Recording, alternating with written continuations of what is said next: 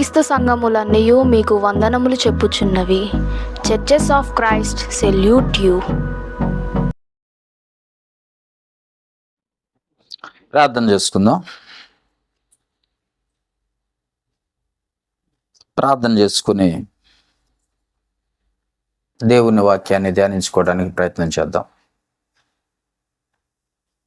ప్రార్థన. సర్వసృష్టికి కారణభూతుడైన మా ప్రియ పరలోకపు తండ్రి, మహోన్నతుడా, మీకే స్తుతులు స్తోత్రాలు నాయన.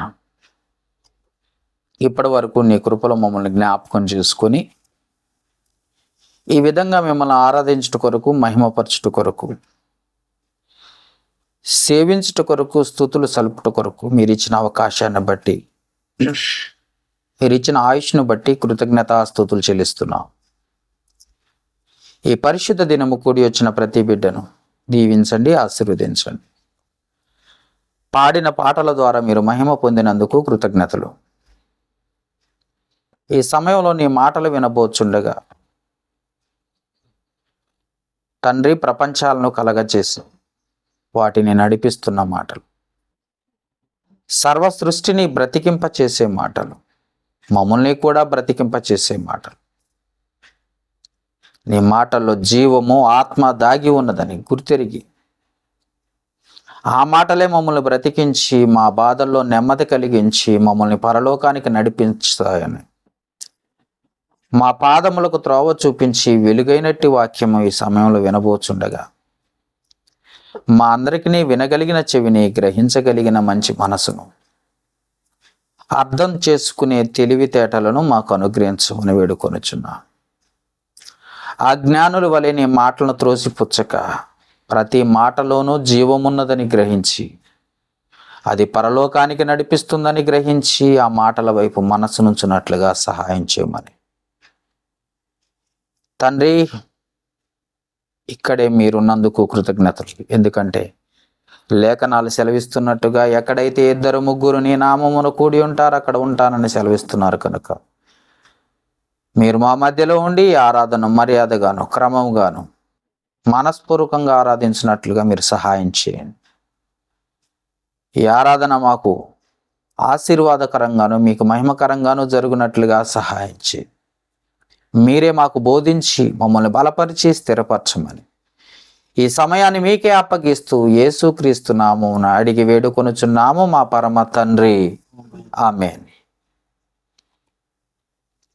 కూడి వచ్చిన దేవుని పిల్లలైన మీ అందరికీ కూడా మన ప్రభువును, లోకరక్షకుడు, సర్వోన్నతుడైన కుమారుడు, దేవుని కుమారుడైన యేసుక్రీస్తు పరిశుద్ధమైన నామమును బట్టి మీ అందరికీ కూడా హృదయపూర్వక వందనాలు తెలియజేసుకుంటున్నాను. ఈ సమయాన్ని ఇచ్చిన దేవాది దేవునికి మొదటిగా కృతజ్ఞతాస్తుతులు చెల్లిస్తున్నాను. ఈరోజు చాలా జాగ్రత్తగా మీరు వాక్యం వినాలి. ఎందుకంటే ఇలాంటి వాక్యాలు లోకంలో లేవు. ఇలాంటి వాక్యాలు సంఘాల్లో చెప్పరు. ఇలాంటి వాక్యాలు ఏ ఇన్స్టిట్యూట్లో అనుకుంటారో, బైబిల్ కాలేజీల్లో అనుకుంటారో అక్కడ కూడా దొరకవు. ఇది చాలా జాగ్రత్తగా వింటేనే బైబిల్ చదివి చెప్పటం జరుగుతుంది, దాన్ని ధ్యానించి చెప్పటం జరుగుతుంది. కనుక మీరు చాలా జాగ్రత్తగా ఈ వాక్యం వినాలి, వింటేనే అర్థమవుతుంది. కనుక జాగ్రత్త కలిగి వింటారని ఆశిస్తున్నాను. ఈరోజు అంశం ఏంటంటే సృష్టికర్త కోడు లేదా 606 యొక్క 666 యొక్క రహస్యం, లేదా 616 యొక్క రహస్యం. బాగా గుర్తుపెట్టుకోండి. ఇది ఈ రోజుతో, ఈ పూటతో అయిపోయేది కాదు, కానీ దీన్ని 2 భాగాలు చేసి చెప్పటం జరుగుతుంది. 2 భాగాలు వింటేనే మీకు ఈ వాక్యం పూర్తిగా అర్థమవుతుంది. కాబట్టి మొదటి భాగంలో సృష్టికర్త కోడ్ పార్ట్ 1 666. బాగా గుర్తుపెట్టుకోండి, 666 లేదా 616. 616 దీని యొక్క రహస్యం ఏంటో మనం ఈరోజు కొంచెము ఒక భాగంలో మనం నేర్చుకోవడానికి ప్రయత్నం చేద్దాం. ఓకే, ఇక్కడ బైబిల్ వచనాన్ని మనము ప్రకటన గ్రంథము బైబిల్ వచనాన్ని మనం జాగ్రత్తగా మనం పరిశీలిద్దాం. ప్రకటన గ్రంథము 13వ అధ్యాయము 18వ వచనాన్ని మనం చూడాలి. ఫస్ట్ ప్రకటన గ్రంథము 13వ అధ్యాయము 18వ వచనాన్ని మనం, ప్రకటన గ్రంథము అనగానే రూపకలంకారంగా రాయబడింది అన్న సంగతి మనం జ్ఞాపకం చేసుకోవాలి. రూపకలంకారంగా రాయబడింది. దీన్ని అర్థం చేసుకోలేక చాలా మంది దీనికి సైంటిస్టుల లాగా తయారయ్యారు, డాక్టర్లు తయారయ్యారు, యాక్టర్లు తయారయ్యారు, పాస్టర్లు. ఎందుకంటే స్పెషలిస్టులట, ప్రకటన గ్రంథానికి స్పెషలిస్టులు తయారయ్యారు. కాబట్టి మనం క్రీస్తు సంఘం గనుక బైబిల్ ఎక్కడ ప్రశ్నించిందో అక్కడే బైబిల్లోనే జవాబు వెతకడానికి ప్రయత్నం చేద్దాం. మన ఆన్సర్ ఏంటంటే బైబిల్ టు బైబిల్. బైబిల్ ఎక్కడ మాట్లాడుతుందో అక్కడ మనం మాట్లాడదాం. బైబిల్ ఎక్కడ మౌనంగా ఉంటుందో అక్కడ మౌనంగా ఉందాం. బైబిల్ ఎక్కడ ప్రశ్నిస్తుందో ఆ ప్రశ్న అదే బైబిల్లో నుండే మనం తీసుకోవడానికి ప్రయత్నం చేద్దాం. రైట్? Okay, right. ఈరోజు ప్రకటన గ్రంథము 13వ అధ్యాయము 18వ వచనం చదువుకుందాం. బుద్ధి గలవాడు మృగము యొక్క సంఖ్యను లెక్కింపనిమ్ము. అది ఒక మనుషుని సంఖ్యే. ఆ సంఖ్య 666 అన్న కాడ ఒక అంకేసి కింద ఒక ఫుట్ నోట్స్ లో ఏం రాసిందో చూద్దాం.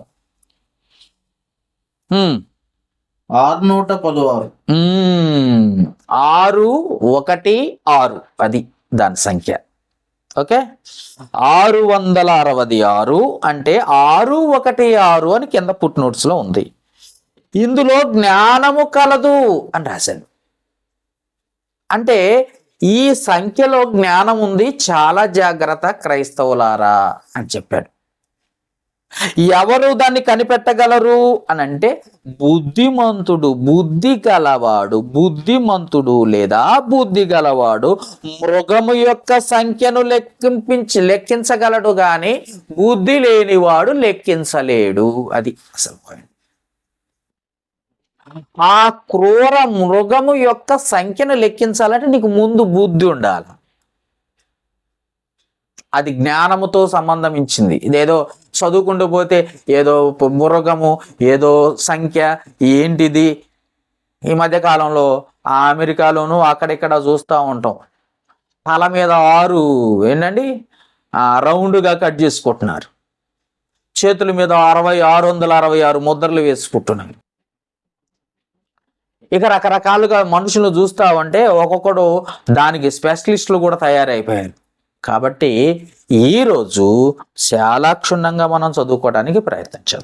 ఏమంటున్నాడంటే బుద్ధి గలవాడు ఆ మృగం యొక్క సంఖ్యను లెక్కింపనిమ్ము. బుద్ధి గలవాడికైతేనే అది తెలుసు. అదే ఆ సంఖ్య ఒక మనుషుని సంఖ్యట. జాగ్రత్త ఆలోచించండి. ఏంత సంఖ్య?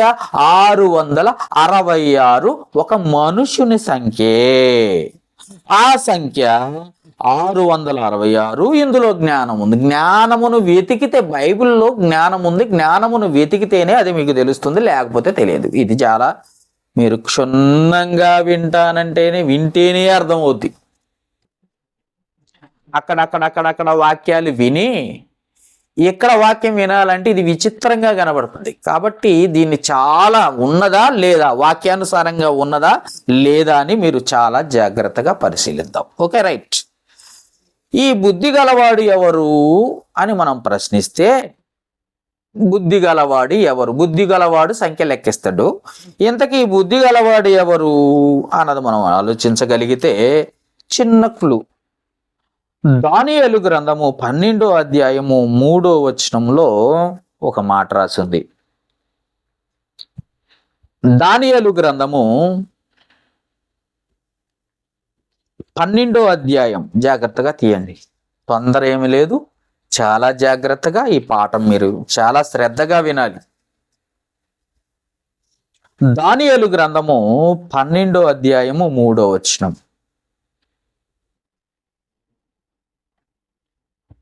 ముందు పుస్తకాలు నేర్చుకోవాలి.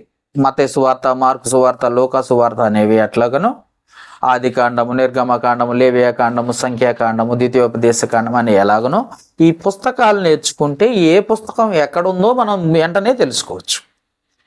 పుస్తకాలు చదవటం నేర్చుకోవాలి. ఎందుకంటే నోటెడ్ కావాలి. 66 పుస్తకాలు నోటెడ్ అయితేనే ఆ బుక్ ఎక్కడుందో నీ చెయ్యి అక్కడికి వెళ్ళిపోద్ది. కాబట్టి గుర్తుపెట్టుకోండి. లేదా మనం ఏమనుకుంటాం, 744 పేజీ, ఈ 544 పేజీ ఎట్లా చదువుకుంటూ పోకూడదు ఎప్పుడు కూడా బైబిల్. అందుకే చాలా క్షుణ్ణంగా చదవాలి బైబిల్. దానియేలు గ్రంథము 12వ అధ్యాయం 3వ వచనం. బుద్ధిమంతులైతే ఆకాశ మండలములోని జ్యోతులను పోలిన వారై ప్రకాశిస్తారు. నీతి మార్గమును అనుసరించి నడుచుకొనున్నట్లు ఎవరు అనేకులను త్రిప్పుదురో వారు నక్షత్రముల వలె నిరంతరము ప్రకాశించెదరు అంటారు. అంటే బుద్ధిమంతులు ఎవరు అనంటే నీతి మార్గములో నడిచేవారు. నీతి అంటే వాక్యము. మనం చాలాసార్లు చెప్పుకున్నాం. యూట్యూబ్లో కూడా ఈ సబ్జెక్ట్ ఉంది, మీరు జాగ్రత్తగా వినొచ్చు. నీతి అంటే ఏంటి అన్నది కూడా సబ్జెక్ట్ ఉంది. నీతి అంటే వాక్యము. అంటే బుద్ధిమంతులు ఎవరు అనంటే నీతిని అనుసరించి నడిచేవారు. నీతిని అనుసరించి నడిచేవారు బుద్ధిమంతులు. నీతి మార్గమున నడిచేవారు బుద్ధిమంతులు. అంటే నీతి అంటే వాక్యం. అంటే వాక్యానుసారంగా నడిచేవారు ఎవరంటే క్రైస్తవులు. ఇప్పుడు బుద్ధిమంతులు ఎవరంటే క్రైస్తవులు. బాగా మీకు అర్థం కావాలని ఎంత క్షుణ్ణంగా చెప్పాల్సి వస్తుంది. బుద్ధిమంతులైతే నీతి మార్గమును అనుసరించి నడుచుకొనున్నట్లు, అంటే వారు నడుచుకుంటూ ఇతరులను నడిపించాలి. వారెవరు? క్రైస్తవులు. మార్క్స్ వార్త 16వ అధ్యాయము 15-16 వచనాల్లో ఉంటుంది. మీరే సర్వలోకమునకెళ్ళి సర్వ సృష్టికి సువార్త ప్రకటించండి. అంటే వాక్యాన్ని ప్రకటించండి. ప్రకటించి అనేకులను త్రిప్పాలి. త్రిప్పే వాళ్ళు ఎవరు? క్రైస్తవులు. వారు ఆకాశపు జ్యోతుల వలె, ఆకాశపు నక్షత్రముల వలె నిరంతరము ప్రకాశిస్తారు. ఎవరు ప్రకాశించేదంటే క్రైస్తవులు. ఇప్పుడు మీకు అర్థమైంది. ఇంతకు బుద్ధిమంతులు ఎవరు? నీతి మార్గమును నడుచుకునేవారు. నీతి అంటే ఏంటి? వాక్యం. ఓకే, ఇక్కడ clear. Bible to Bible. Bible ప్రశ్న, బైబుల్ ఆన్సర్. బుద్ధిమంతుడు అనగా వాక్యానుసారంగా నడుచుకునేవారు. ఇప్పుడు వాక్యానుసారంగా నడుచుకున్న వారెవరు? క్రైస్తవులు. అంటే క్రైస్తవులు లెక్కిస్తారా? ఇది ప్రశ్న. ఇప్పుడు తీయండి ప్రకటన గ్రంథం 13వ అధ్యాయం. ప్రకటన గ్రంథము 13వ అధ్యాయం తీయాలి. 18వ వచనం. బుద్ధి గలవాడు అంటే వాక్యము నేర్చుకున్నవాడు లేదా వాక్యాన్ని కలిగిన వాడు మృగము యొక్క సంఖ్యను లెక్కిస్తాడు. అది సంఖ్య. అంటే క్రైస్తవుడు, నిజమైన క్రైస్తవుడు ఎవడో ఆ సంఖ్యను తెలుసుకుంటాడు. అది ఒక మనుష్యుని సంఖ్య అని తెలుసుకుంటాడు. First point. రెండోది ఏంటంటే ఆ సంఖ్య 666. ఇందులో జ్ఞానం ఉంది. అది సంగతి. ఓకే, అంటే బుద్ధి గలవాడు మృగమి యొక్క సంఖ్యను లెక్కింపగలడు. బైబిలు ఎరిగిన వారే లెక్కిస్తారు. అంటే క్రైస్తవులే లెక్కిస్తారు లేదా దేవుని నమ్మిన వారు లెక్కిస్తారు. అర్థమైందా? ఘట సర్పము చూడండి, ఘట సర్పము అనే ఒకటి ఉంది. దాని గురించే ఈ ప్రస్తావన అంతా. ఈ ఘట సర్పం ఎవరు అంటే, ఘట సర్పము అనగానే ఒక పాము అనుకోబాకండి. పాము లాంటి విషము కలిగిన, విషచూపు కలిగిన, లోక సంబంధమైన ఆలోచనలు తీసుకొచ్చే సాతానికే ఆ పేరుంది. ఘట సర్పం అంటే ఏదో కాదు. ఘట సర్పం అంటే మరొకటి అనుకోబాకండి. ఘట సర్పం అంటే అపవాదే, సాతాను, దానికి పేర్లు. అర్థమైందా?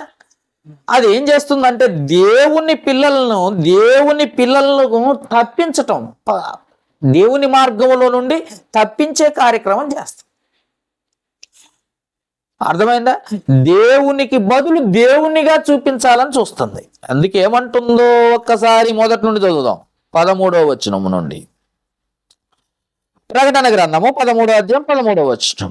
అది ఆకాశము నుండి భూమి మీదకి మనుషుల ఎదుట అగ్ని దిగి వచ్చినట్టుగా గొప్ప సూచనలు చేయుచున్నది. 14వ వచనం. కత్తి దెబ్బ తినియు బ్రతికిన ఈ క్రూర మృగమునకు ప్రతిమను చేయవలెనని అది భూనివాసులతో చెప్పుచు ఆ మృగము ఎదుట చేయుటకు తనకి ఇవ్వబడిన సూచనలను భూనివాసులను మోసపుచ్చుచున్నది. మరియు మృగము యొక్క ప్రతిమ మాట్లాడును. ఆ మృగం యొక్క ప్రతిమకు నమస్కారం చేయమని వారిని హతము చేయునట్లును ఆ మృగము యొక్క ప్రతిమకు ప్రాణమిచ్చుటకై దానికి అధికారం ఇయ్యబడెను. కాగా కొద్దివారు గాని గొప్పవారు గాని ధనికులు గాని దరిద్రులు గాని స్వతంత్రులు గాని దాసులు గాని అందరూ తమ కుడి చేతి మీద తమ నొసటి యందు ముద్ర వేయించుకుంటున్నారట. ఆ ముద్ర అనగా మృగము పేరైనను దాని పేరిట సంఖ్య అయినను గలవాడు తప్ప క్రయ విక్రయములు చేయుటకు మరి ఎవరికి అధికారము లేకుండానట్లు అది వారిని బలవంతం చేస్తుంది. అది సంగతి. ఇప్పుడు అర్థం అవ్వాలి. మృగం అంటే మృగం కాదు, అది రూపకలంకారంగా చెప్పబడ్డ మాట. ఘట సర్పం అంటే ఒక పాము కాదు, రూపకలంకారంగా చెప్పబడ్డది. అది గుర్తుపెట్టుకోండి. ఘట సర్పము అనే పేరు ఎందుకు పెట్టాడంటే అది రూపకలంకారమైన పేరు. అసలు ఎవరు దాని ఘట సర్పం అంటే ఎవరు అంటే ఆపవాది లేదా సాతాను. ఇది మీరు తెలుసుకోవాల్సిన అవసరత కలిగి ఉన్నాం. అయితే ఇక్కడ 13వ అధ్యాయము 12వ వచనం చివరి మాట, ఒక మాట చూద్దాం ఒకసారి. అది ఏం చేస్తుందంట? చివరి మాట, ఆ మృగము భూమియు దానిలో నివసించు వారందరము నమస్కారము చేయనట్లు బలవంతము చేయుచున్నది అన్న మాటను మనం చూస్తున్నాం. అవునా? భూమి మీద ఉన్న వారందరూ కూడా నమస్కారం చేయాలి. దేనికి? మృగానికి నమస్కారం చేయాలని బలవంతం చేస్తుందంట. ఒక మృగము మరొక మృగానికి నమస్కారం చేయాలంటుంది. ఇది సంగతి. నమస్కరించమని మనుషుల్ని బలవంతం చేస్తుంది. బాగా ఆలోచించండి. మృగం వచ్చి, ఒక పులి వచ్చి నమస్కారం చేయమంటే చేస్తారా? పారిపోతారా? అంటే పారిపోతారు. అందుకే మృగానికి నమస్కారం, పులికి సింహానికి నమస్కారం ఎవరైనా చేస్తారా? చేయరు. ఎందుకంటే బ్రతుకుంటే చాలరా బాబు అని అక్కడ నుండి దూరంగా పారిపోవడానికి ప్రయత్నం చేస్తారు. కానీ ఇక్కడ ఏం చేస్తుందో తెలుసా? ఒక మృగం నమస్కరించవలసిందిగా గొప్పగా ఆ మృగాన్ని తయారు చేయాలని భూనివాసులందరికీ దానికి ఒక సింహాసనం ఏర్పాటు చేసి నమస్కారం చెయ్యాలి, మీరే నమస్కరించాలి అని బలవంతం చేస్తుంది. 14వ వచనంలో ఏమంటుందో తెలుసా? ఈ క్రూర మృగము ప్రతిమను చేయవలెనని అది భూనివాసులతో చెప్పుచూ. ఏంటది? ప్రతిమ అంటే ఏంటి? విగ్రహం, బొమ్మ. ఇంక చాలా అర్థాలు ఉన్నాయి. ప్రతిమ చేయవలెనని భూనివాసులను ఏం చేస్తుందట? బలవంతం చేస్తుందట. భూనివాసులకు ప్రతిమ అవసరమా అంటే అవసరం. ఏంటి ఆ ప్రతిమ అన్నది మనం ఆలోచించాలి. క్రూర మృగము ఒక ప్రతిమ ఏర్పాటు చేసి మీరంతా దానికి నమస్కారం చేయాలి. అర్థమైందా? మళ్ళీ చదవన్నా అన్నమాట. ఏమంటుంది? అది ఆకాశమును దిగి వచ్చిన 14వ వచనంలో, కత్తి దెబ్బ తినియు బ్రతికిన ఈ క్రూర మృగము ప్రతిమనము చేయవలెనని అది భూనివాసులతో చెప్పుచూ ఆ మృగము ఎదుట చేయుటకు ఆ మృగము ఎదుట చేయుటకు తనకియ్యబడిన సూచనలను భూనివాసులకు చెప్పుచున్నది. ఎలా చెయ్యాలో సూచనలు చెబుతుందంట. ప్రతిమ ఎలా ఉండాలో సూచనలు చెప్తుంది. బాగా ఆలోచిస్తే ఎలా చెయ్యాలి అని అంటే, నిజమైన దేవుణ్ణి వదిలిపెట్టి నమస్కారం ఎవరికి చేయాలి? దేవునికి చేయాలి. అంతే కదండి. ఎవరిని ఆరాధించాలి? దేవుణ్ణి ఆరాధించాలి. సృష్టికర్త అయిన దేవుణ్ణి ఆరాధించాలి. అలాంటి దేవుణ్ణి ఆరాధించుకోకుండా ఒక ప్రతిమను తీసి ఆ ప్రతిమకే మొక్కాలి మీరు అని బలవంతం చేస్తుందండి. ఒక మృగం వచ్చి ఇంకో మృగాన్ని, ఒక మృగం వచ్చేసి ఇంకొక దాన్ని, ఒక ప్రతిమని ఏర్పాటు చేయమని మా భూనివాసులందరినీ బలవంతం చేస్తాం. పైగా ఆ ప్రతిమ ఎలా ఉండాలో ఏం చేస్తుందట? ఎలా ఉండాలో ఏం చేస్తుంది? సూచనలు ఇస్తుంది. చదవండి నా మాట. సూచనలు ఇస్తుంది, ఇదిగో ఎలా ఉండాలని. ఇంతక మనుషులు ఆ ప్రతిమను చేశారా చేయలేదా? అది కనుక ఆలోచన. చేసి నమస్కారం చేస్తున్నారా? ఆ ప్రతిమకు ఉండాల్సిన సూచనలు ఏంటో మనం ఇప్పుడు చూద్దామా? రైట్. రోమీలకు రాసిన పత్రిక 1వ అధ్యాయం. రోమీలకు రాసిన పత్రిక 1వ అధ్యాయం 23వ వచనం చదవండి. 23వ వచనం. బైబులే మనకి. బైబుల్ నుండి బైబుల్లోనే ఆన్సర్ చూద్దాం. ఆ ప్రతిమ ఎలా ఉండాలో, ఎలాంటి అందుట్లో ఆ ప్రతిమకు ఉండాలో చూపిస్తుంది అనమాట. చూడండి ఒకసారి. అక్షయుడకు దేవుని అక్షయుడగు, క్షయము కాదు, అక్షయుడైన దేవుడు, కనపడని ఆత్మస్వరూపియగు దేవుడు, అక్షయుడగు దేవుని మహిమను క్షయము మనుషులే కనపడేది. గుర్తుపెట్టుకోండి. అందుకే చెప్తున్నాను, బాగా ఆలోచించండి. వాక్యం ఏదో చదువుకుంటూ పోయినట్టు కాదు. అక్షయ, అర్థమైందా? అక్షయ అంటే కనపడనిది, క్షయ అంటే కనపడేది. కనపడని ఆత్మస్వరూపి అయిన దేవుణ్ణి విడిచిపెట్టి క్షయమైనది అంటే కనపడే దేవుణ్ణి ఆరాధించుట కొరకు ప్రతిమను చేయమని భూమి మీద ఉన్న జనాన్ని అదేం చేస్తంటే బలవంతం చేస్తంట. దానికి పైగా సూచనలు ఇచ్చిందంట. ఎలా చెయ్యాలో, ఏం చేశారో చూద్దాం ఇప్పుడు. వారు అక్షయుడకు దేవుని మహిమను క్షయమగు మనుషుల యొక్కయు, ప్రతిమకు ఎలా ఉండాలో తెలుసు? ఆ ప్రతిమ మనుషుల రూపం ఉండాలి. ప్రతిమలో మనుషుల యొక్కయు, పక్షుల యొక్కయు, ఆ ప్రతిమలో పక్షులు ఉండాలి. పక్షుల యొక్కయు చతుస్పాద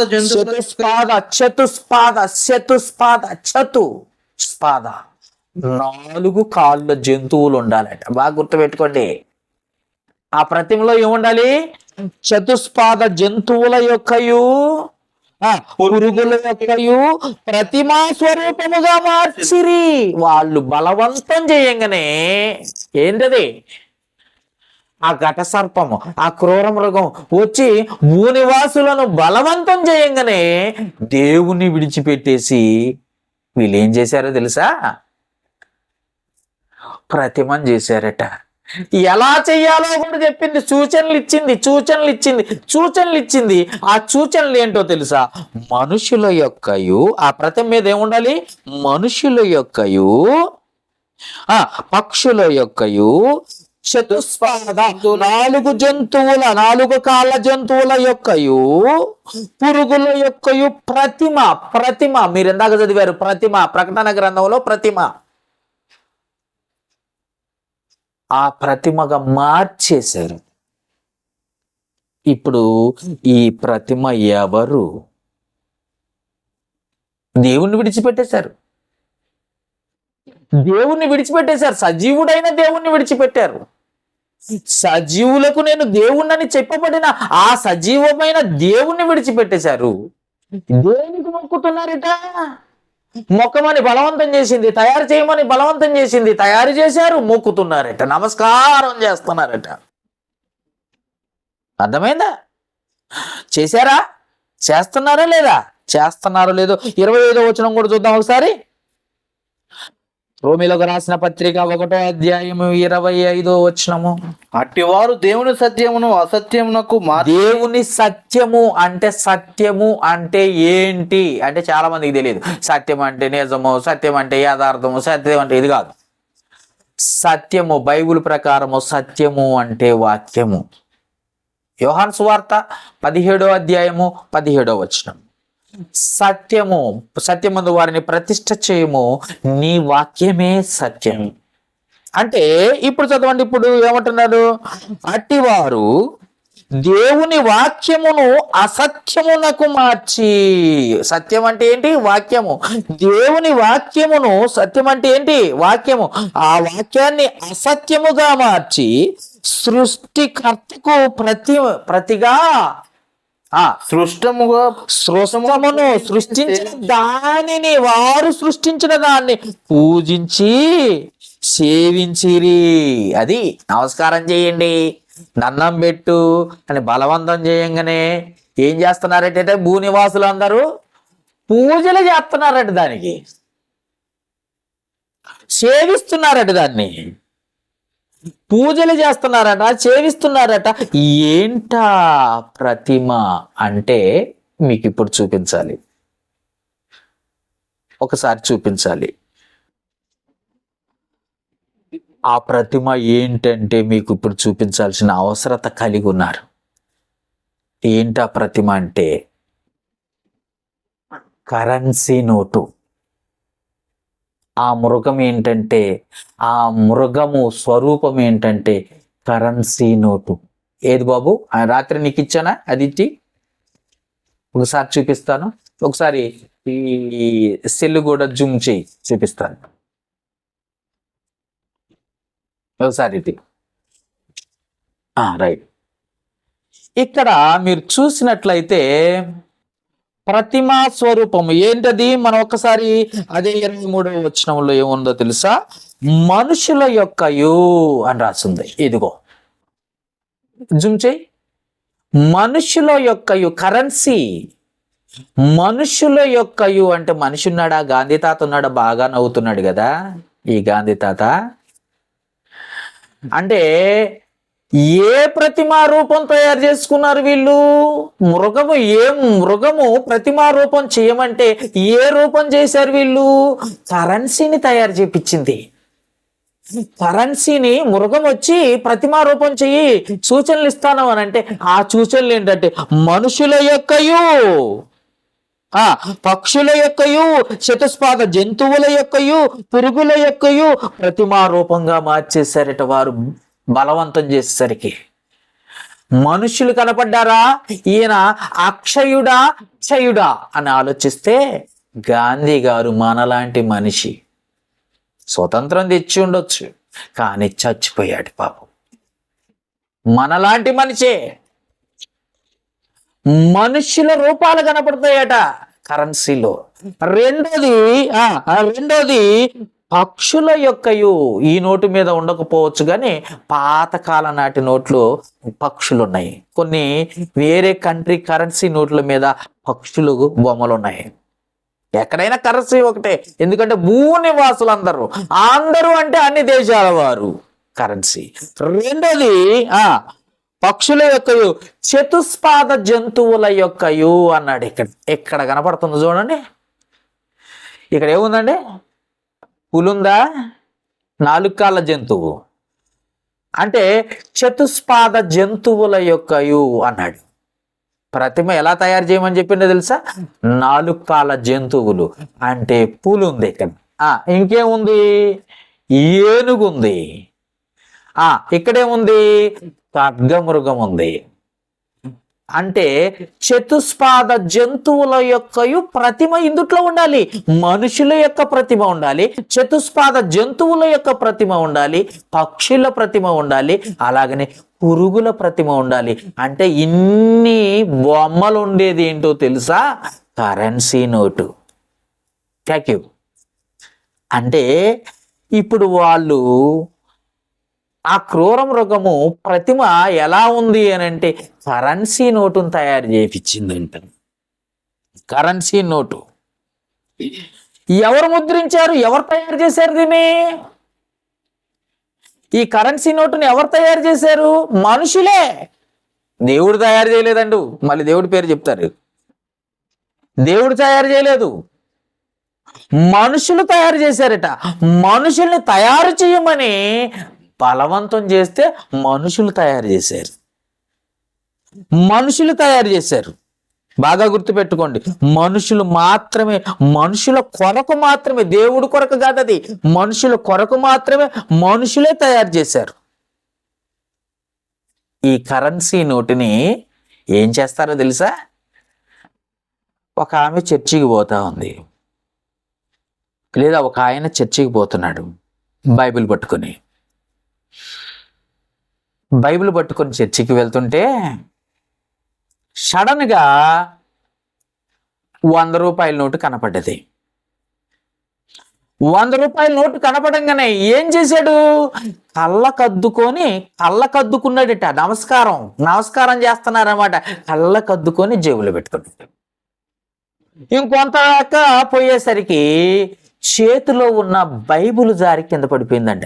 బైబిల్ జారి కింద పడది. చేతిలో ఉన్న బైబిల్ జారి కింద పడిపోయేసరికి ఆ బైబిల్ని తీసి దబి అని బాదాడు, చంకన పెట్టుకొని పోయాడు. ఏది విలువైనది అని అంటే కరెన్సీ విలువైనది కానీ బైబిల్ విలువైనది కాదు అని అపవాది నేర్పిస్తుంది, క్రూర మృగం నేర్పిస్తుంది. అందుకే కరెన్సీ నోటు క్రూర మృగానికి నమస్కారం చేయాలి అని చెప్పిస్తుంది అనమాట. నమస్కారం చేయాలి. మనిషికి విలువ లేదు కానీ నోటుకు మాత్రం చాలా విలువ ఉంది. చాలా మంది అంటారా, నెత్తి మీద 1 రూపాయి పెడితే చెల్లవు నువ్వు అంటారు. అంటే అర్థం ఏంటి? రూపాయి విలువైందా? మనిషి కొరకు తయారు చేసుకున్న రూపాయి విలువైందా, లేదా మనిషిని తయారు చేసిన దేవుడు, ఆ మనిషి స్వరూపము, మనిషి పోలిక దేవునిది కనుక మనిషి విలువైనడా అంటే మనిషి కాదు, డబ్బే విలువైందని చెప్పుకుంటున్నారు. దానికోసం ఎంత ప్రయాసన పడతారు. అవసరమైతే చంపుతారు, అవసరమైతే ప్రభుత్వాన్ని కూలుస్తారు, అవసరమైతే దేన్నైనా చేయడానికి దాని కొరకు ఇష్టపడతారే తప్ప డబ్బు కోసము దేన్నైనా చేయడానికి. కొంతమంది అంటారు డబ్బు ఉంటేనంట కొండ మీద కోతిని దించొచ్చట. ఇంకొకడు అంటాడు కోటి విద్యలు, ఎన్ని విద్యలు ఉన్నాయట? కోటి విద్యలు కూటి కొరకట, డబ్బు సంపాదించి కూడు తినడానికి. మరి దేవుడు అసలు నిన్ను తయారు చేసింది ఎందుకు? యెషయా గ్రంథము 43వ అధ్యాయం 7వ వచనంలో నిన్ను ఎందుకు తయారు చేశాడో చూడు ఒకసారి. యెషయా గ్రంథము 43వ అధ్యాయము 7వ వచనంలో దేవుడు నిన్ను ఎందుకు తయారు చేశాడో చూడు ఒకసారి. నా మహిమ నిమిత్తము నేను సృష్టించిన వారిని, నా నామం పెట్టబడిన వారందరినీ తెప్పించము, నేనే వారందరినీ కలగజేసిన వాడిని పుట్టించిన వాడిని నేను. దేవుని మహిమ కొరకు దేవుని బిడ్డలుగా బ్రతకవలసిన వారు ఏమైపోయారో తెలుసా? డబ్బు కొరకు బ్రతికేటట్లుగా తయారు చేసింది. అపవాది ఏం చేసిందో తెలుసా? డబ్బు కొరకు బ్రతకాలి.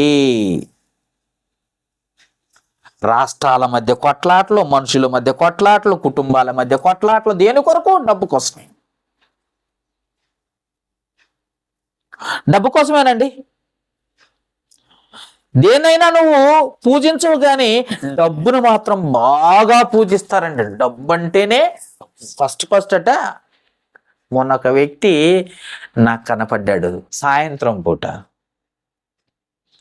ఆ రోజు ఏం జరిగిందంటే నెల పొడుపు అంటే పూర్ణచంద్రుడిగా అంటే పున్నమి చంద్రుడు రాకముందు మొట్టమొదటి రోజు కనపడతాడు. నెల పొడుపు అంటారు చాలా మంది.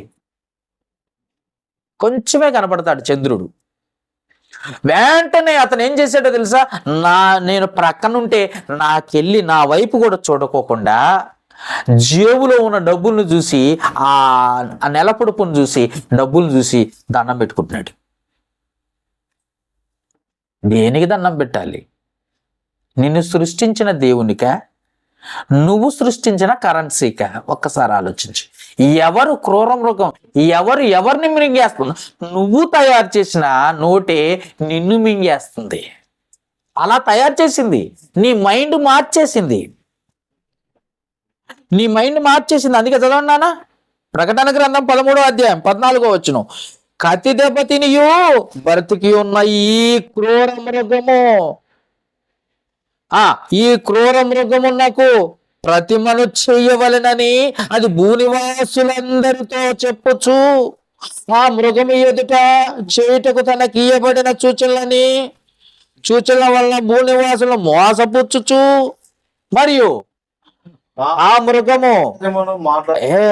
మృగము మాట్లాడుద్దట. జాగ్రత్త. ఏమండి? మృగం మాట్లాడిద్దా?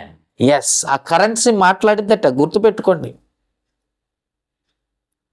మాట్లాడిద్దా?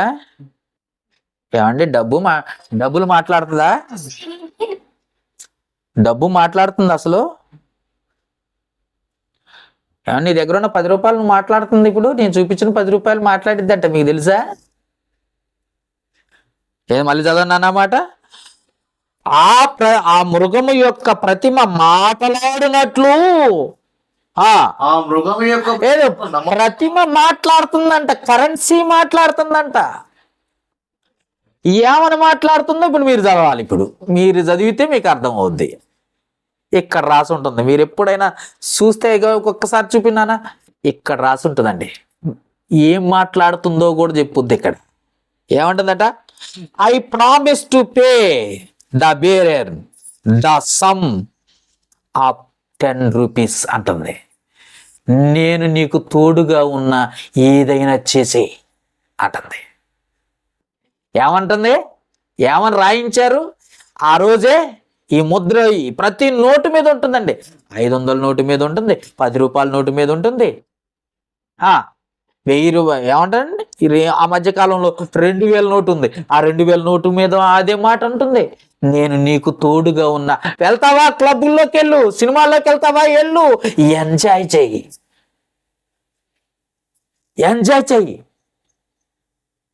నీ ఇష్టం, ఏదన్నా చెయ్యి. తింటావా? తిను. తాగుతావా? తాగు. బార్ షాప్ నీ కోసమే ఎదురు చూస్తుంది. రెస్టారెంట్ ఏమన్నా ఈ మధ్య కొత్తగా ఉన్నాయి, కూర్చొని తాగేవి. రా, ఎంజాయ్ చెయ్యి. నీ చేతిలో ఉన్న నేను పైగా ప్రామిస్ చేస్తుంది, నేను నీకు తోడుగున్న. ఐ ప్రామిస్ ఏమంటుందండి? I promise to pay the bearer sum of the 10 rupees 500 rupees. ఏదైనా చెయ్యి, నేను నీకు తోడుగా ఉన్నానని మాట్లాడిస్తుందండి. ఎవరిదే? క్రూర మృగం. అవునండి. మన దగ్గర ఒక సేవకుడు ఉన్నాడు, డైరెక్టర్ అంటారు. ఈ మధ్యకాలంలో కొత్త ప్యాషన్గా వచ్చింది పేరు, డైరెక్టర్. దేవుని సేవకు అందుకే నేను చెప్పాను, ఒక సబ్జెక్ట్ కూడా చెప్పాను. మీరు చూసారో లేదు, యూట్యూబ్లో ఒక సబ్జెక్ట్ ఉంది, యాజకీయములో రాజకీయమా అన్న ఒక సబ్జెక్ట్ చెప్పాను. యాజకత్వము దేవుని కొరకు చేసేది, రాజకీయము లోకంలో ఉన్న మనుషులను మోసపుచ్చటానికి చేసేది. అర్థమైందా? యాజకత్వమేమో దేవుని కొరకు చేసేది, రాజకీయమేమో మనుషులను మోసపుచ్చటం కొరకు చేసేది. ఈరోజు సేవకులు రాజకీయ నాయకుల దగ్గరికి వెళ్ళిపోతున్నారండి. ఏమండి? నువ్వు సేవ చేయడానికి దేవుని నమ్మితే సేవ చేయరాదు, దేవునికి సేవకుడిగా ఉండరాదు. నీకెందుకయ్యా రాజకీయం? డబ్బుల కోసమా? అసలు రాజకీయ నాయకులతో నీకేం పని? రాజకీయంతో నీకేం పని? దేవునితో కదా నీ పనంతా. అంటే డబ్బు. ఈరోజు సేవకు వచ్చే వాళ్ళకి డబ్బులే. దేవుడు అవసరం లేదా? దేవుడితో పని లేదా? దేవుడితో పని లేదండి నాకు, మొత్తం డబ్బులతోటే పని. ఏమండి? దేవుడితో పని లేదు. ముందు కరెన్సీ కావాలి, ఆ డబ్బే కావాలి, ఆ క్రూర మృగమే కావాలి. అది రేపొద్దున నిన్ను మింగేస్తట. మనీ మేక్ మెనీ థింగ్స్ అని ఒక పెద్దోళ్ళు ఒక సామెత చెప్తూ ఉంటారు. డబ్బు ఉంటే చాలా ఆలోచనలు వస్తాయి, చేతులు దురదలు పెడతాయి. ఏదో చెయ్యాలి, ఏదో కొనాలి, ఏదో చెయ్యాలి, ఏదో కొనాలా, ఆ ప్లాట్ కొనాలా, ఇల్లు కొనాలా, అది కొనాలా, ఆ డ్రెస్ కొనాలా, ఆ బంగారం కొనాలా, ఏది అసలు నిన్ను కాసేపు కూడా కూర్చొనివ్వదు ఆ డబ్బు. ప్రశాంతంగా దేవునికి ప్రార్థన చేయనివ్వదు డబ్బు. ప్రశాంతంగా బైబిల్ చదవనివ్వదు. ప్రశాంతంగా దేవుని సన్నిధిలో మోకరించనివ్వదు డబ్బు. తెలుసా మీకు? బలవంతం చేస్తుంది. ఏం చెయ్యాలో ఏదో ఒకటి చెయ్యి, కానీ లే లే లే అనిపిస్తుందట, మాట్లాడుతుందంట. ఏమంటుంది? 15వ వచనంలో ఏమంటుంది? ప్రతిమ మాట్లాడినట్లు ఆ మృగం యొక్క ప్రతిమకు నమస్కారము చేయని వారిని హతము చేయనట్లు ఆ మృగం యొక్క ప్రతిమకు ప్రాణం ఇచ్చుటకై ప్రాణం ఉందంట. నోటుకు ప్రాణం ఉందంట, నోటుకు ప్రాణం ఉందంట. కానీ మనిషి ఉన్న జీవము గల మనిషిని వదిలిపెట్టేశారు. తయారు చేసిన నోటుకు ప్రాణం ఉంది, గుర్తుపెట్టుకుని. అందుకే అది మాట్లాడుతుంది. ఐఎమ్ ప్రామిస్, నో డౌట్, నేను నీకు తోడుగా ఉన్నా. రెస్టారెంట్కి వెళ్తావో, బార్ షాప్కి వెళ్తావో, క్లబ్కి వెళ్తావో, సినిమాకి వెళ్తావో, తాగుతావు, నీ ఇష్టం నాయన. వేశ్యల గృహానికి వెళ్తావో వెళ్ళు, నేను నీ జేబులో ఉన్నా, ఏదైనా చెయ్యి అంటే అర్థం ఏంటి? నిజమైన యథార్థవంతులుగా నిన్ను పుట్టిస్తే కరెన్సీని నువ్వు తయారు చేసి పాపంలోకి నిన్ను నడిపిస్తుంది. అది నువ్వు తయారు చేసుకున్నదే నిన్ను పాపంలోకి నడిపిస్తుంది. దేవుడు ఎలా పుట్టించాడు నిన్ను? చాలాసార్లు చదువుకున్నాం. ఏమంటే ప్రసంగి గ్రంథము 7వ అధ్యాయము 29వ వచనంలో అంటున్నాడు, ఇది ఒకటి మాత్రం నేను ఎరుగుదును,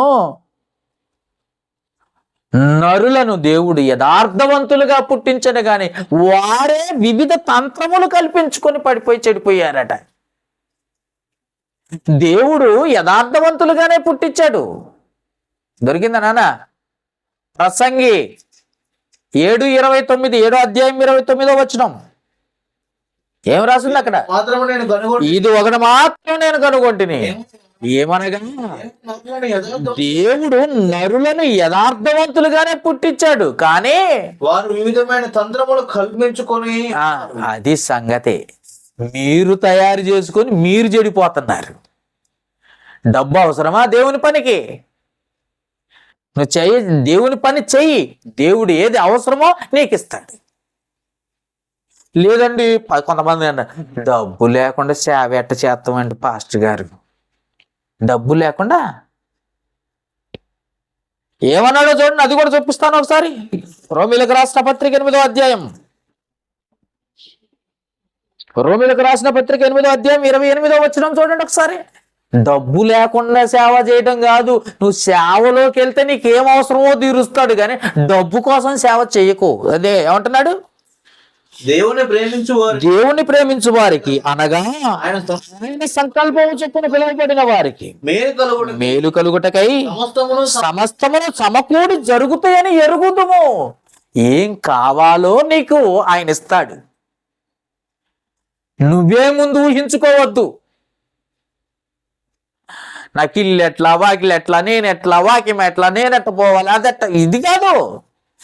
నువ్వు ముందుకు నడిస్తే దేవునికి సహాయం చేస్తాడు. అది నమ్ము, అది నిరీక్షణ, అది విశ్వాసం. అంటే కరెన్సీ చూసి సేవ. ఈ మధ్య కొత్తగా వచ్చిన చాలా మంది సేవకులు డబ్బు కోసమే సంచేసుకుంటున్నారు. సంచి ఏం చేద్దాం, చక్కగా చేతికి తగిలించుకోవటం అన్నో సేవ. ఏమన్నంటే నేను సేవకుణ్ణి, సంచి ఎందుకు నాయనా సేవకే? ఆనాడు శిష్యులకి ఆహారం లేదు, జోళ్ళు తగిలించుకొని పోయారు వాళ్ళు. ఈనాడు నీకు అన్నీ ఉన్నాయి. వాళ్ళు ఇల్లులు, వాకిళ్ళు, వలలు, పడవలు అన్నీ విడిచిపెట్టి వెళ్ళిపోయారు యేసు ప్రభుని వెంబడించి. ఈరోజు నువ్వు అన్నీ ఉండి కూడా సంచి ఎందుకు నాయనా అంటే, బియ్యం ఇస్తే సందా, డబ్బులు ఇస్తే సందా, దాంట్లో వేసుకోవడానికే. అంటే నీకు ముందే ప్లాన్ అనమాట. ఏంటది? డబ్బు తెచ్చుకోవాలి, ఏదైనా ఆడ ప్రార్థన చేయటం, తీసుకొచ్చుకోవటమే. నాకేం అవసరమో నా దేవుడు నాకు ఇస్తాడన్న నమ్మకం లేదు. ఇంకొంతమంది అయితే డబ్బు కోసమే పని చేస్తున్నారు. ఈ మధ్య కాలంలో కొంతమంది పెద్ద బడా మేస్తులు లాంటి సేవకులు ఏం చేశారు, ఐపీఎల్ మ్యాచ్లు కూడా తయారు చేశారు వీళ్ళు, కోట్ల రూపాయలు. నీకు అంత డబ్బు ఉందా? ఆ డబ్బే నిన్ను మింగిద్ది. అదే క్రూర మృగం. దాన్ని ప్రతిమను చేసిందే నువ్వు, చేయించింది అపవాది, వెనకుంది ఘట సర్పం. అది నేను నీకు తోడుగా ఉన్నా, ముందుకు నడువు అంటే నువ్వు ఏదైనా చేస్తున్నావు సేవ వదిలిపెట్టేసి. అర్థమైందా? నేను నీకు తోడుగా ఉన్నాను అనేసరికి నువ్వేం చేస్తున్నావు? సేవ వదిలిపెట్టేసావు, అన్నీ చేయడానికి ఇష్టపడుతున్నావు. వాక్యం తెలియని సేవకులండి వీళ్ళంతా. అందుకే క్రూర మృగము, కరెన్సీ. ఏమనంటే అవునా, ఏడన్నా సభ పెట్టారు లేదా ఏదైనా మీటింగ్ పెట్టారనుకో, చిన్న కూటమి పెట్టారు. మొన్న కూటానికి వెళ్తే ఆడంటున్నారు, ఆత్మ సంచారం చేస్తుంది. ఆత్మట సంచారం చేస్తుందంట, ఆత్మ సంచారం చేస్తుందంట. ఒరు బాబు, సంచారం ఎందుకు చేసిద్దిరా బాబు? ఎవరి హృదయంలోనికి వాళ్ళ హృదయంలోకి వస్తుంది ఆత్మ. ఎప్పుడు? బాప్తిసం తీసుకున్నప్పుడు హృదయంలోనికి వస్తుంది. ఒక్కసారే వస్తుంది. వచ్చిపోయే ఆత్మలు ఇలా దేవుడు. ఆ వచ్చిపోతుందంటే అది దెయ్యపాత్మ. ఏమంటే అది కూడా చూడండి ఒకసారి, యోహాను సువార్త 14వ అధ్యాయం. అప్పుడప్పుడు వచ్చిపోయే ఆత్మని ఇచ్చాడు దేవుడు నీకు. ఒకసారి చూడు, పరిశుద్ధ ఆత్మని ఎలా ఇచ్చాడు. 14వ అధ్యాయం తీసారా? 16వ వచనం, 14వ అధ్యాయం 16వ వచనం. నేను తండ్రిని వేడుకొందును. యేసు ప్రభువే చెప్తున్నాడు, నేను తండ్రిని వేడుకొందును, మీ యొద్ద ఎల్లప్పుడు ఉండుటకే ఆయన వేరొక ఆదరణకర్త అనగా సత్యస్వరూపియకు ఆత్మను మీకు అనుగ్రహించు. ఎల్లప్పుడూ ఉండటానికి. వీడు ప్రార్థన పెట్టంగానే ఆత్మ వచ్చేసిద్దట, ఆత్మ సంచారం చేస్తుందంట. అక్కడ ఏంటంటే ఆత్మ వచ్చి అక్కడ సంచారం చేస్తుందా? అది దెయ్యపాత్మ, దురాత్మ. దేవుడి ఆత్మ కాదు. దేవుడాత్మ అనుకుంటున్నామేమో, దేవుడాత్మ కాదు. దేవుడాత్మ వచ్చేది నీ హృదయంలోకి.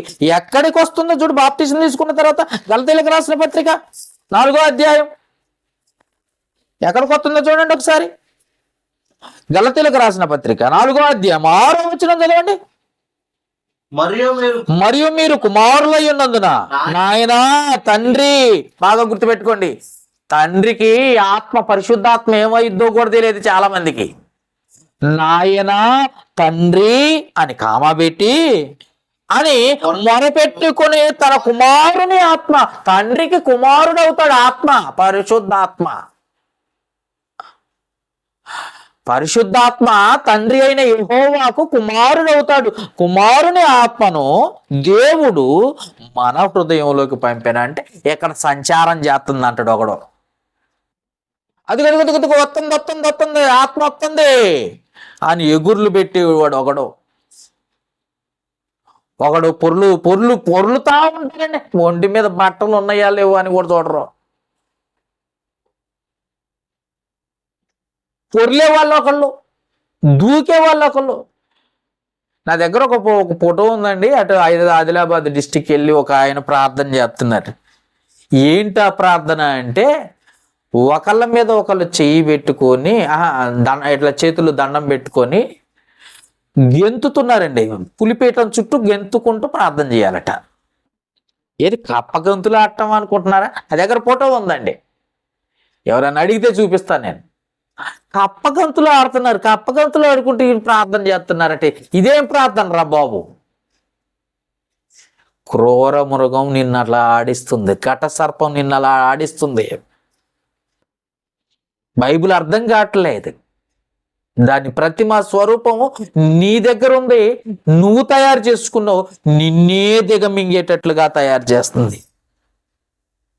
అందుకే సేవకుడు కావాలంటే డబ్బు కోసం సేవకుడు కాకు, ఎప్పుడు కూడా దేవుని కోసమే. బ్రతుకుట క్రీస్తు కొరకే, చావైతే లాభం, మేలు.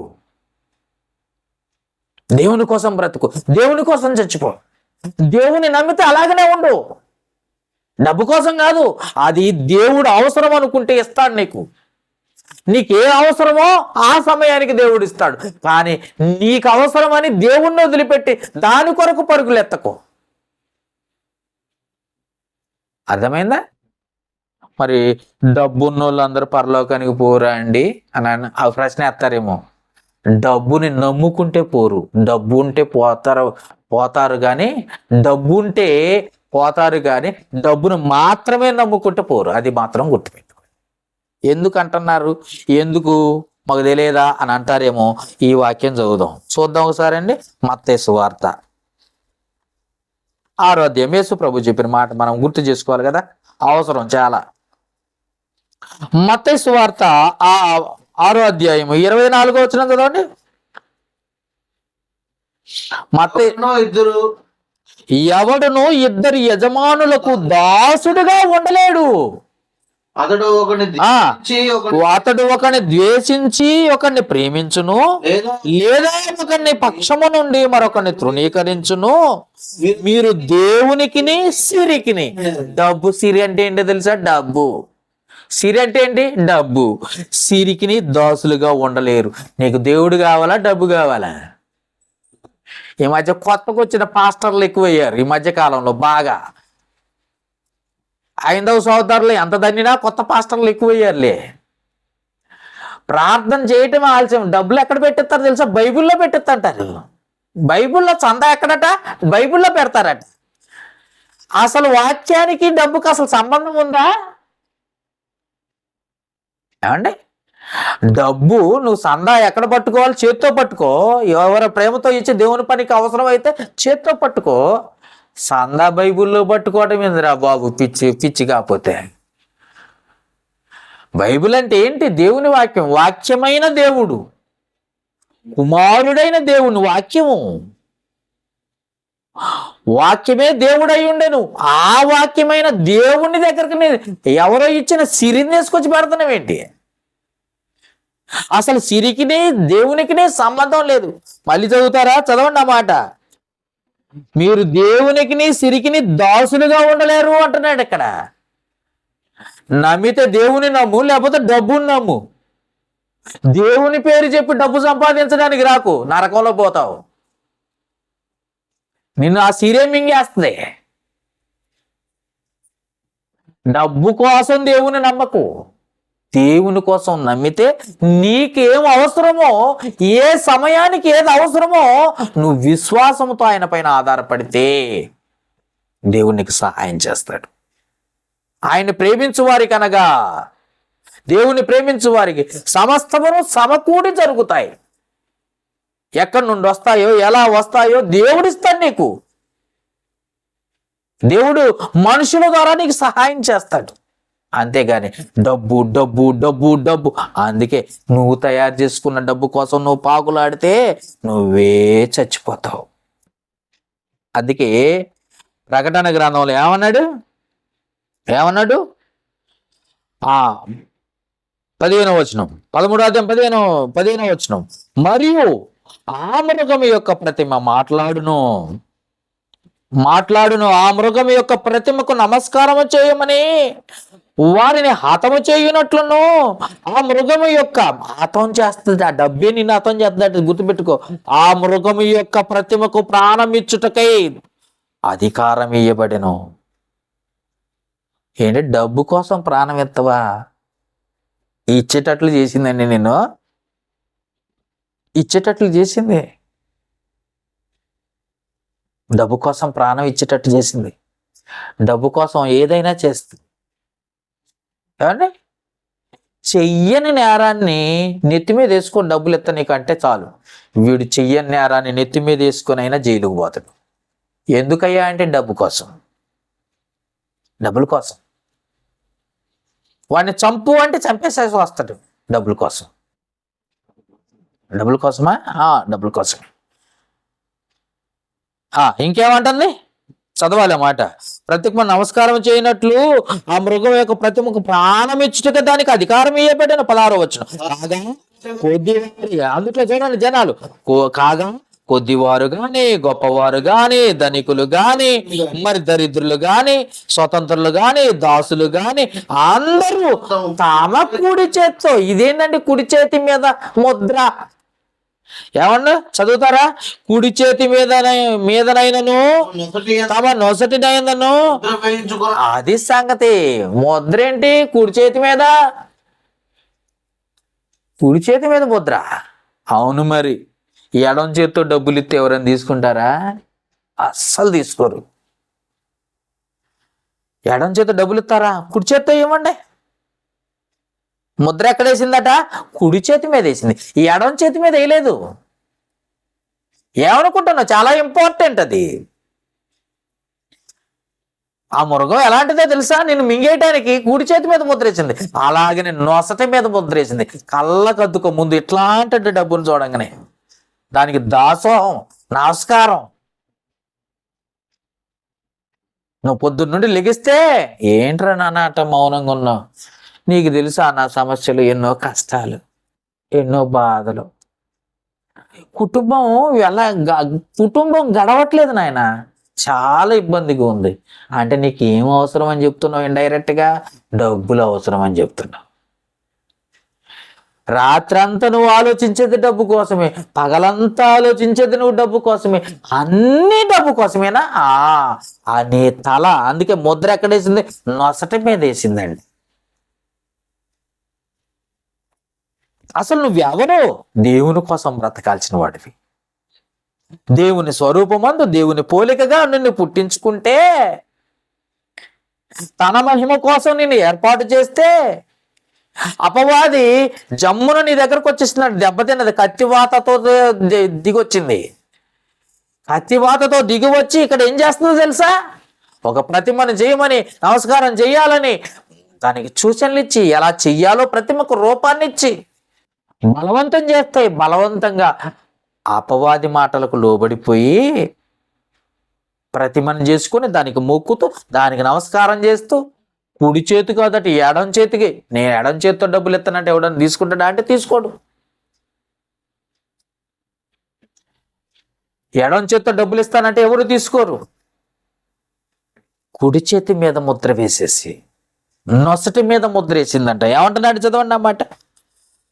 తమ కుడి చేతి మీదైనను నొసటి ఎందైనను ముద్ర వేయించుకొనున్నట్లును ఆ ముద్ర, అనగా ఆ మృగము పేరైనను దాని పేరిట సంఖ్య అయినను గలవాడు తప్ప క్రయ విక్రయములు, అమ్మటాలు కొనటాలు, అమ్మటాలు కొనటాలు, అమ్మటాలు కొనటాలు, రియల్ ఎస్టేట్ అట.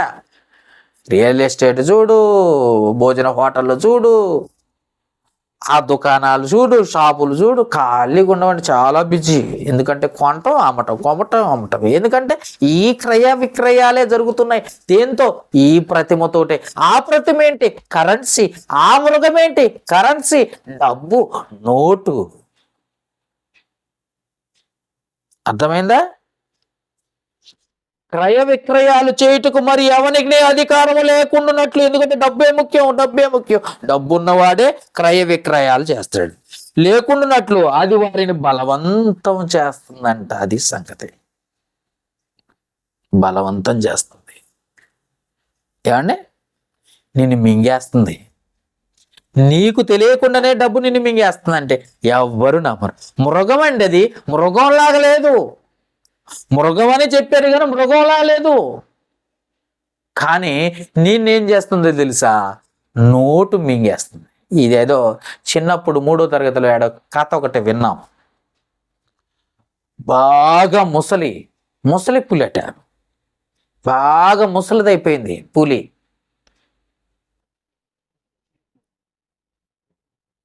వేటాడటానికి శక్తి లేదు. బాగా గుర్తుపెట్టాడు. నువ్వు వేటాడి, పులి ఏం చేస్తుందంటే వేటాడి జింకలను వేటాడి తినాలి. వేటాడే శక్తి లేదు, బాగా ముసలిదైపోయింది. ఒక దారిలో కూర్చుంది. ఏం చేస్తుందట? బాటసారులు అలాగ పోతూ ఉంటే మీరు చదివే ఉంటారు ఈ స్టోరీ. ఆ దారిన బాటసారులందరూ అలా పోతున్నప్పుడు, ఎప్పుడైనా ఒక బాటసారి పోయినప్పుడు, ఏ బాటసారి ఎట్రా అనగానే పులికి భయపడి నేను రాను అంటాడు. అప్పుడు దాని దగ్గర ఒక బంగారపు కడియం ఉందంట. బంగారపు కడియం. నేను ముసలిదాన్ని అయిపోయాను, నేనేం చేయలేను, పళ్ళన్నీ ఊడిపోయినాయి, నేను నిన్ను తినలేను, నేనేం చెయ్యలేను, ఇదిగో నా దగ్గరున్న ఈ బంగారపు కడియము నీకు ఇచ్చేస్తాను, నువ్వు హాయిగా బ్రతకొచ్చు, వచ్చి తీసుకొని పో. నా వయసు ముసలిదైపోయింది, నా శరీరం ముసలితనానికి వచ్చేసింది, కాబట్టి ఈ కడియంతో నువ్వు బ్రతకొచ్చు రా అని పిలవంగానే పాపం దురాశపరుడు ఏం చేసేవాడు తెలుసా? పాపం అమాయకుడు. బంగారపు కడియం ఎవరిస్తారట? మృగం ఇచ్చిందని, పులి ఇస్తుందని ఆశతో దాని దగ్గర పోగానే వేటాడటం, తింటాం. ఎందుకంటే ఇది ఉరకలేదు కదా, వాడే దగ్గరికి పిలుచుకుంటుంది. ఈనాడు అనేక అమాయక క్రైస్తవులు, అమాయక ప్రజలు ఆ మృగము ఒడిలోకి వెళ్ళిపోతున్నారు, మాయలో పడిపోతున్నారు. ఇంకొక సామెత ఉంది, ఎప్పుడు చదివాం, మిత్ర లాభము మిత్ర భేదం. ఎప్పుడని అన్నారా? మిత్ర లాభం మిత్ర భేదం ఏదో ఒక స్టోరీ ఉంది. కొంగ బావాట కాలు నీళ్ళల్లో పెట్టుకుని ఒక కాలుతోటి జపం చేస్తుందంట. 4 రోజుల నుండి జపం చేస్తుందంట. చేపలన్నీ కూడా చాలా బాధపడ్డాయి. ఏంటిది కళ్ళు మూసుకుని ఒంటి కాలు మీద ఉంది కొంగ, మన కొంగ బావ అనుకొని దగ్గరకు వచ్చిందంట. కొంగ బావా బాగా గుర్తుపెట్టుకోండి, ఇదంతా మన గురించే చెప్తున్నాను. కొంగ బావా ఏంటి కళ్ళు మూసుకొని 4 రోజుల నుండి జపం చేస్తున్నావు, ఏంటి కారణం అని అంటే, నా బాధంతా మీకోసమేనయ్యా, నా బాధంతా మీకోసమే. ఎందుకు మా గురించి ఇంత ఆలోచన? మా గురించి 4 రోజుల నుండి ఉపవాసం ఉండడానికి కారణం ఏంటి? ఎందుకయ్యా బావగారు మా గురించి ఇంత బాధపడుతున్నావంటే, నేను అలా ఎగురుతూ వస్తున్నప్పుడు కొంతమంది జాలర్లు మాట్లాడుకుంటుంటే విన్నాను. ఇంకా 4 రోజులు పోతే ఎండాకాలం వస్తుంది, ఆ ఎండాకాలంలో ఈ వాటర్ అంతా వినిగిపోతుందంట. ఈనికి పోక ముందే జాలర్లు వచ్చి వలలేసి పట్టేసుకుందాం మిమ్మల్ని అని అనుకుంటున్నారు. వాళ్ళు మాట్లాడుకుంటుంటే విన్నాను. వినకాల నుండి నాకు నిద్ర పట్టట్లేదయ్యా, మీ గురించే ఆలోచన, మీ గురించే నా తలంపు అంతా, మీ గురించే నా బాధ అంతా అని చేపలకు చెప్పాడట. అయ్యో కొంగ బావా, మా గురించి ఎంత ఆలోచిస్తున్నావా? మా గురించేనా నీ ఆలోచన మొత్తం?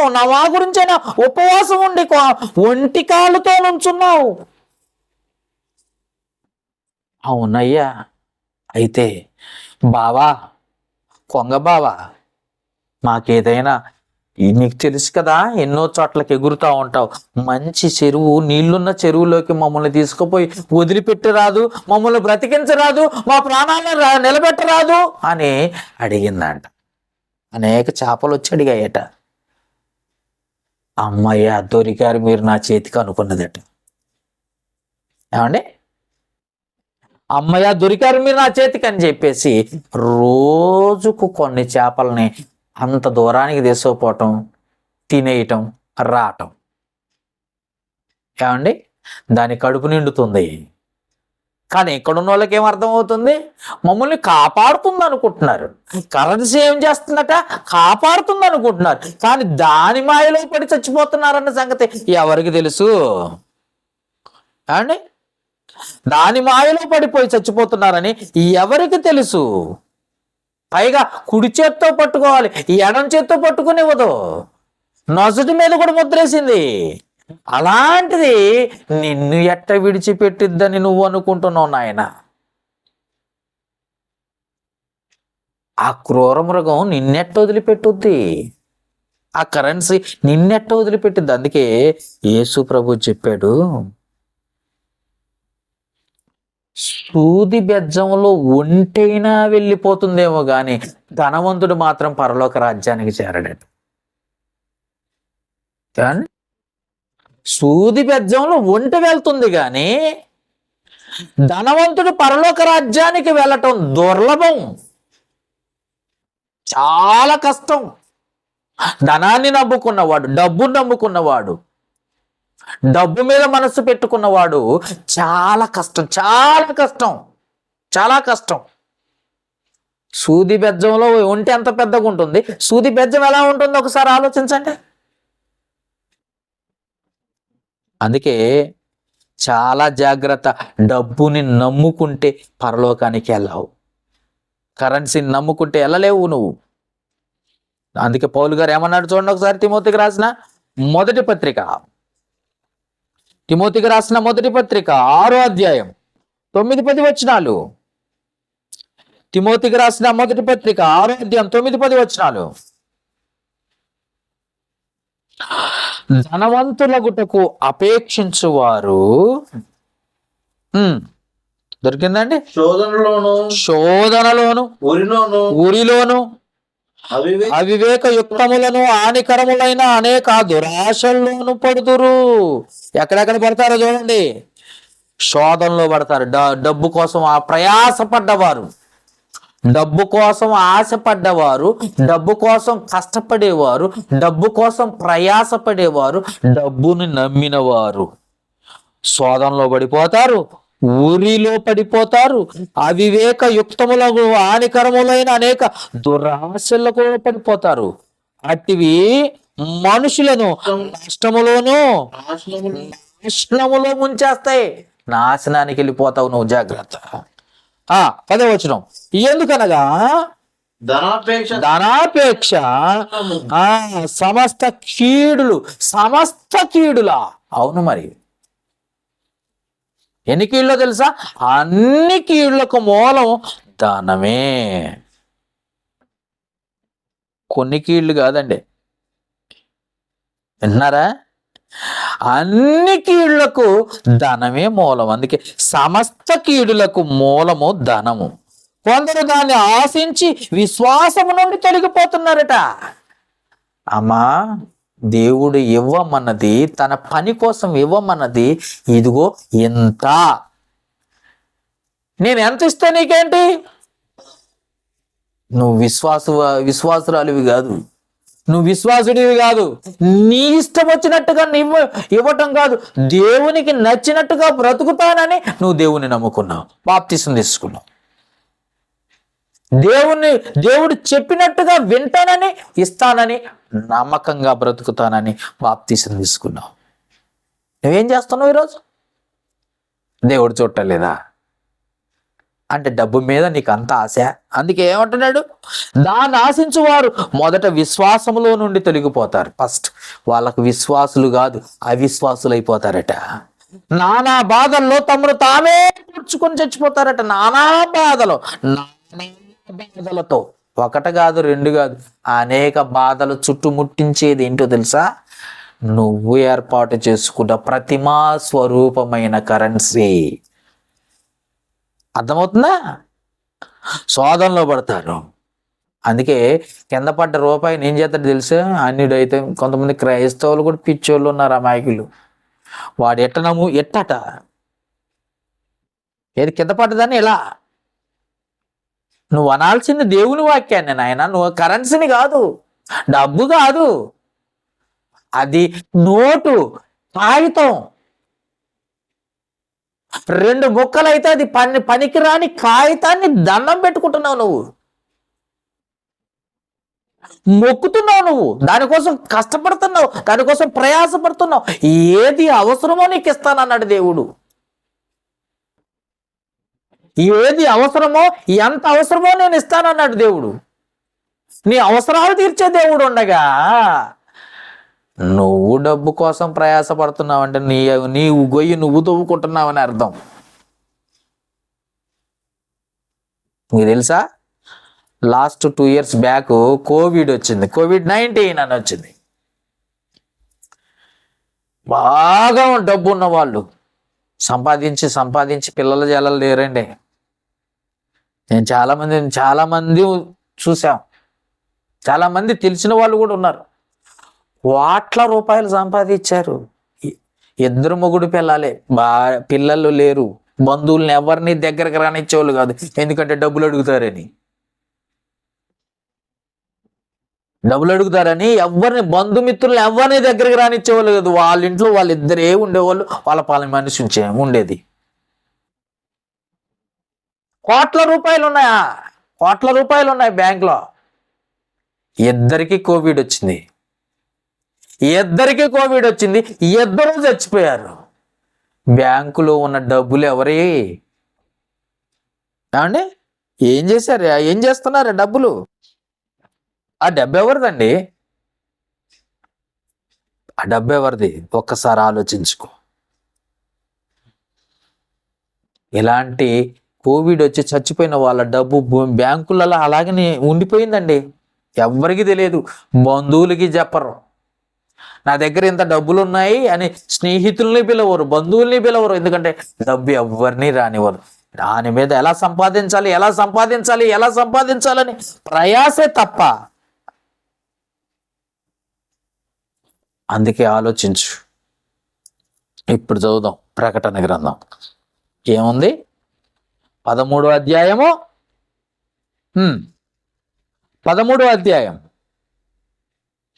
14వ వచనం నుండి చదువుదాం. కత్తి దెబ్బ తినియు బ్రతికిన ఈ క్రూర మృగము. ఏ క్రూర మృగము? సాతానుగాడు, అపవాది. దాన్ని ప్రతిమను చేయవలనని అది భూనివాసులతో చెప్పుచ్చు. ఆ మృగము ఎదుట చేయుటకు తనకి ఇవ్వబడిన సూచనలు భూనివాసులను మోసపుచ్చుచున్నది. మరియు ఆ మృగము యొక్కయు ప్రతిమ మాట్లాడుచు. మృగము మాట్లాడుతుందంట. కరెన్సీ మాట్లాడుతుందంట. మళ్ళా చెప్తున్నాను, కరెన్సీ. మృగం అంటే ఏంటో తెలుసా? ఆ క్రూర మృగమే డబ్బు. ఆ మృగం యొక్క ప్రతిమ మాట్లాడినట్లును ఆ మృగము యొక్క ప్రతిమకు నమస్కారము చేయమని చేయని వారిని హతము చేయనట్లును ఆ మృగము యొక్క ప్రతిమకు ప్రాణమిచ్చుటకై దానికి అధికారం ఇవ్వబడెను. ఆ డబ్బు కోసం నువ్వు ఏదైనా ప్రాణాలు కూడా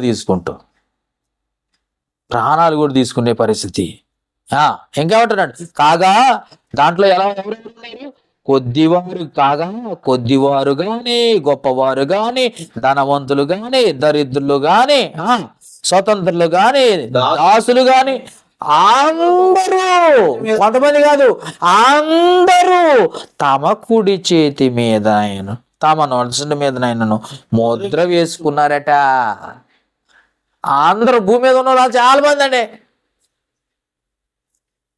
ఈ దేశంలో కరెన్సీ రూపాయలు అయితే, అమెరికాలో డాలర్లు, అండ్ యూకేలో పౌండ్లు. ఏ రూపంలో ఉన్నా దానికి రకరకాల పేర్లు, ముద్దు పేర్లు పెట్టుకొని బతుకుతుంది. అందుకే ఏమంటున్నాడు?